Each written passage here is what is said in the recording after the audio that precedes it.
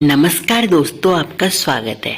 दोस्तों, जीवित पुत्री का व्रत यानी जीवित संतान के लिए रखा जाने वाला व्रत, यह व्रत वह भाग्यशाली महिलाएं रखती हैं जिसको संतान होती है। साथ ही जिनके संतान नहीं, वे स्त्रियां भी पुत्र की कामना हेतु एवं पुत्र की लंबी उम्र के लिए यह व्रत करती हैं। आश्विन मास के कृष्ण पक्ष की अष्टमी को प्रदोष काल यानी सूर्य छिप जाने के बाद और शाम गहराने लगती है, तब माताएं अपनी संतान की दीर्घायु, स्वास्थ्य तथा संपन्नता की मनोकामना के लिए यह व्रत करती हैं। इस साल यह व्रत 6 अक्टूबर 2023 को है। 24 घंटे के लिए निर्जल व्रत को रख जीवोतिया व्रत कहा जाता है। अब जान लेते हैं जीवित पुत्री का व्रत की कथा। गंधर्वों के राजकुमार का नाम जीमूतवाहन था।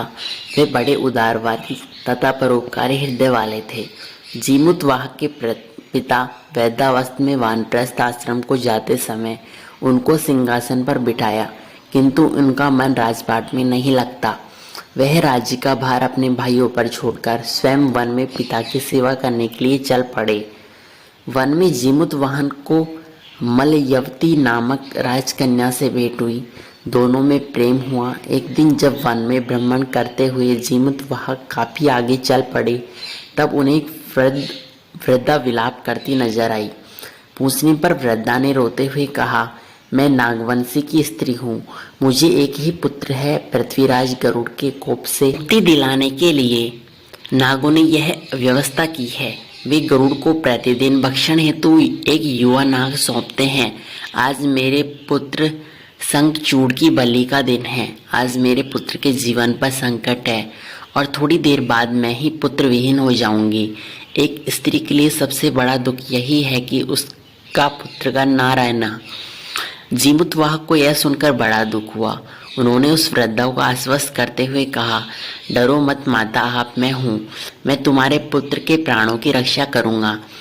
आज उनके स्थान पर मैं स्वयं अपने आप को गरुड़ को लाल कपड़े में ढककर व्यध शिला में लौटूंगा, ताकि गरुड़ मुझे खा जाए, वह तुम्हारा पुत्र बच जाए। इतना कहकर जीमूतवाहन ने शंखचूड़ के हाथ से लाल कपड़ा ले लिया और स्वयं उसमें लिपटकर गरुड़ को बलि के रूप में वहां पहुंच गए। नियत समय पर गरुड़ बड़े ही वेग से आए और लाल कपड़े में ढके जीमूतवाहन को पंजे में दबोचकर पहाड़ के शिखर पर ले गए। गरुड़ ने अपनी कठोर चोंच पर प्रहार किया। जीमूतवाहन शरीर के मांस का बड़ा हिस्सा नोच लिया। इससे पीड़ा में जीमूतवाहन की आंखें आंसू बहने लगी। वह दर्द से कराहने लगा। अपने पंजे में जकड़े प्राणी की आंखों में आंसू और मुंह में कराह सुनकर गरुड़ आश्चर्य में पड़ गया, क्योंकि ऐसा कभी नहीं हुआ। ऐसा पहली बार हुआ था। उन्होंने जीमूतवाहन से अपना परिचय पूछा। जीमूतवाहन ने सारा किस्सा सुनाया। यह सुनकर कि कैसा एक स्त्री पुत्र की रक्षा के लिए अपने प्राण देने आई हैं, आप मुझे खाकर भूख शांत करिए। गरुड़ उसकी बहादुरी और दूसरे प्राण रक्षा के लिए स्वयं का बलिदान देने की हिम्मत में बड़ा प्रभावित हुआ। उन्हें स्वयं पर पछतावा हुआ। वह सोचने लगा कि यह एक मनुष्य है जो दूसरों के पुत्र की रक्षा के लिए स्वयं की बलि दे रहा है। एक मैं हूँ जो देवों के संरक्षण में हूँ, किंतु दूसरों के संतान की बलि ले रहा हूँ। उन्होंने जीमूतवाहन को मुक्त कर दिया। गरुड़ ने कहा, हे उत्तम मनुष्य, तुम्हारी भावना और त्याग से मैं बड़ा प्रसन्न हूँ। मैंने तुम्हें शरीर पर जो घाव किए हैं उसे ठीक कर देता हूँ। तुम अपनी प्रसन्नता के लिए मुझसे कोई वरदान मांग लो। तब जीमूतवाहन ने कहा, हे पक्षीराज, आप तो सर्वसमर्थ हैं। यदि आप प्रसन्न हैं और दयावान हैं तो मुझे वर देना ही चाहते हैं तो आप सर्पों को अपना आहार बनाना छोड़ दें। आपके अब जितने भी प्राण लिए हैं उनके जीवन प्रदान करें।